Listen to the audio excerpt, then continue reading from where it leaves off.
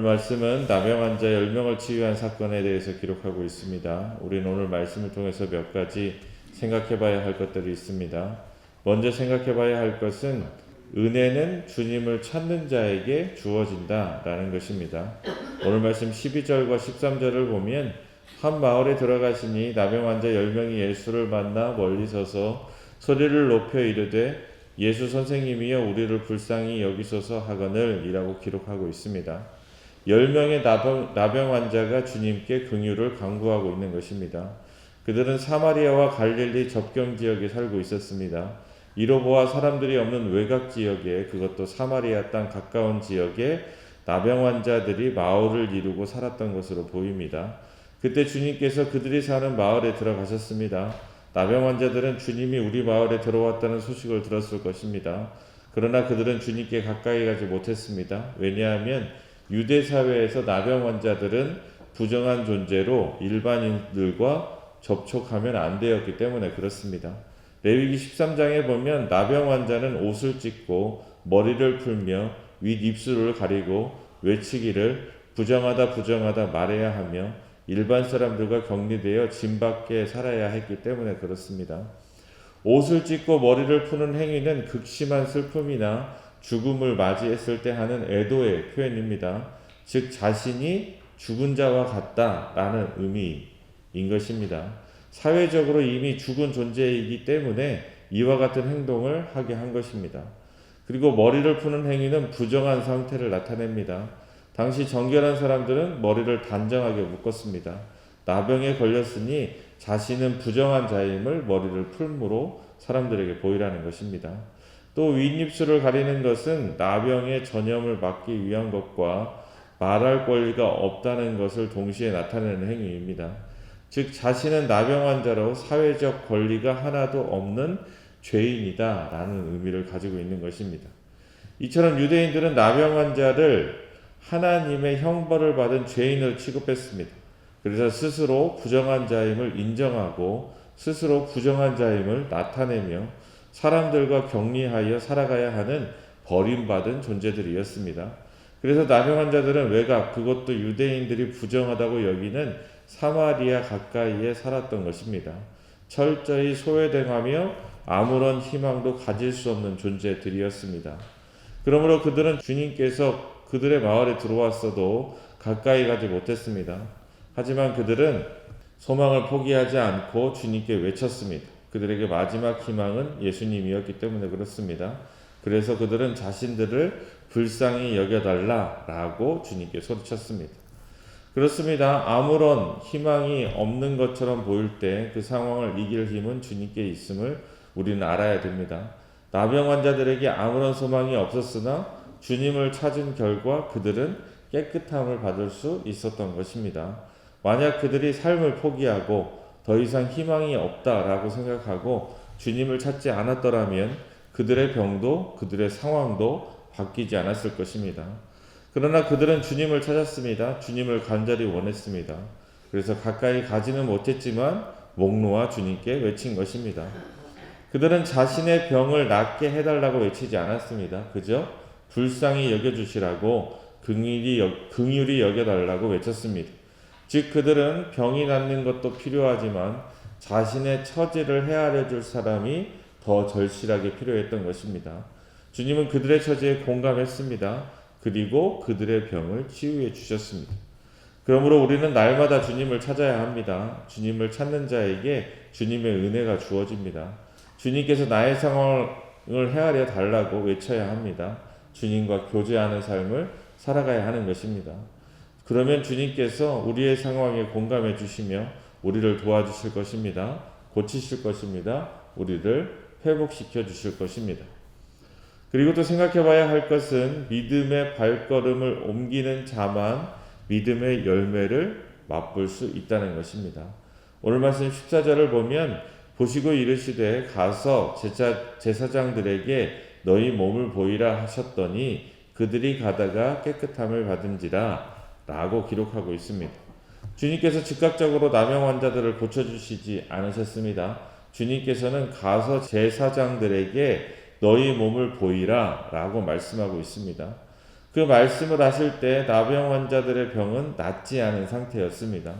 주님은 어떠한 치료의 행위도 하지 않으셨습니다. 나병 환자들을 만지거나 기도를 해주신다거나 나았음을 선포하지도 않으셨습니다. 그냥 제사장에게 가서 몸을 보이라 라고 말씀하고 있습니다.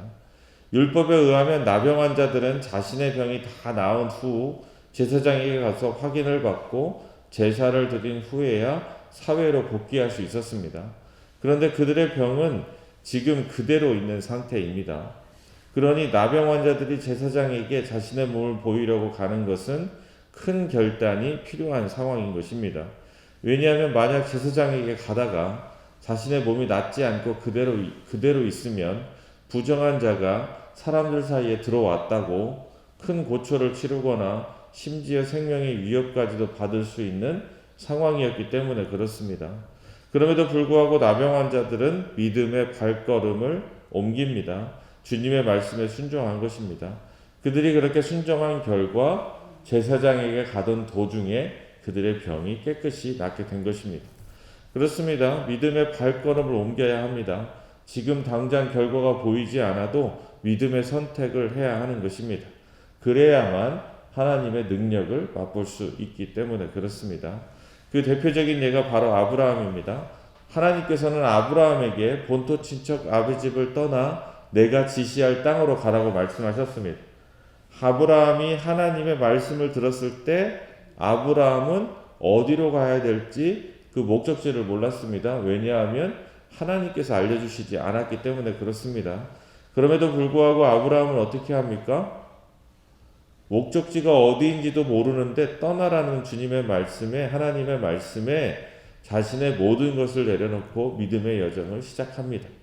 그와 같이 순종하였기에 후대에 사람들이 아브라함을 믿음의 아버지라 부르는 것입니다.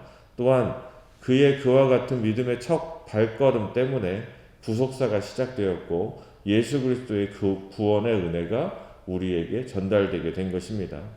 많은 사람들이 결과가 명확하기를 원합니다. 아니면 속히 결과가 있기를 바랍니다. 그러나 믿음은 무엇입니까? 믿음이라는 것은 아직 이루어지지 않은 것을 바라보는 것입니다. 아직 이루어지지 않은 것이 실현될 것을 확신하는 것입니다. 즉 결과를 따지다 보면 믿음의 삶을 살아갈 수 없게 된다는 것입니다. 그러므로 우리는 불확실해도 믿음의 발을 내밀 수 있어야 하는 것입니다. 그래야만 하나님의 능력을 맛볼 수 있기 때문에 그렇습니다. 그리고 또 생각해 봐야 할 것은 우리의 삶의 목적은 하나님께 영광 돌리기 위함임을 우리는 알고 살아가야 한다는 것입니다. 오늘 말씀 17절을 보면 예수께서 대답하여 이르시되 10사람이 다 깨끗함을 받지 아니하였느냐 그 아홉은 어디 있느냐 라고 말씀하고 있습니다. 10명의 나병 환자가 주님의 은혜로 고침을 받았는데 사마리아 사람 한 사람만 하나님께 영광을 돌리며 돌아와 주님께 감사를 표하자 주님께서 하신 말씀입니다. 그는 자신의 나병이 나았음을 확인하고 큰 소리로 하나님께 영광을 돌리며 주님 발 앞에 엎드려 감사를 표현했습니다. 여기서 우리는 주님께서 우리에게 은혜를 베푸신 이유를 깨닫게 됩니다. 그것은 바로 하나님께 영광 돌리는 삶을 살아가게 하기 위함입니다. 하나님께 영광 돌리는 행위가 무엇입니까? 그것은 단순히 하나님이 위대하다 외치거나 찬송하는 것이 아닙니다. 하나님께 영광 돌린다는 것은 하나님의 뜻에 순종하는 삶을 살아간다는 의미입니다. 사마리아 사람은 지금 하나님께 영광을 돌리고 있습니다. 하나님의 뜻을 이룬 것입니다. 다른 이들은 자신의 병이 나았다는 것을 확신하자 자신의 욕망에 따라서 자신의 본래의 삶에 돌아갑니다. 그러나 사마리아 사람은 주님께 감사하기 위해 다시 주님을 찾은 것입니다. 자신의 욕망이 아닌 하나님의 뜻을 실현하고 있는 것입니다. 왜냐하면 감사는 사랑의 완성이기 때문에 그렇습니다. 상대방에게 사랑을 실천하는 것은 매우 중요합니다. 그런데 사랑받은 이는 그 사랑에 대한 사랑의 답인 감사를 해야 하는 것입니다. 사랑은 그렇게 감사로 완성되기 때문에 그렇습니다. 상대방의 관심과 배려를 받아들이는 것이 사랑 행위의 완성이 되는 것입니다. 그렇습니다. 사랑을 실천하는데 사랑을 거부하면 어떻게 합니까? 그 사랑을 통해서 관계가 회복되지 못하는 것입니다. 사랑 또한 관계적인 단어입니다. 사랑을 실천하는 것도 중요하지만 그렇기 때문에 사랑을 받아들이는 것 또한, 그래서 감사를 표현하는 것 또한 하나님의 뜻, 사랑이 이루어지게 하는 실천의 행위임을 우리는 알아야 하는 것입니다. 감사를 표하는 것은 상대방의 사랑을 내 안에서 생명력 있게 살아내는 가장 강력한 사랑의 방식인 것을 우리는 알아야 됩니다. 사랑은 감사로 완성됩니다. 그렇게 지금 사마리아 사람은 주님께 나와 주님께서 나에게 베풀어 주신 사랑에 감사함으로 하나님과의 관계, 주님과의 관계가 회복되어지는 하나님의 영광 돌리는 일을 하고 있다는 것입니다. 그러니 우리는 주님을 찾아야 합니다. 주님께서 베푸신 은혜에 반응해야 합니다.